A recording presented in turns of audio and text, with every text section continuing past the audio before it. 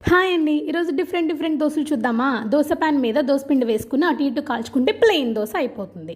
Next ఏంటంటే dosa pan మీద దోశ పిండి వేసుకుని స్ప్రెడ్ చేసుకున్నాక కారం వేసుకుని బాగా స్ప్రెడ్ చేసుకున్నాక రెండు వైపులా కాల్చుకుంటే కారం దోశ రెడీ అయిపోతుంది.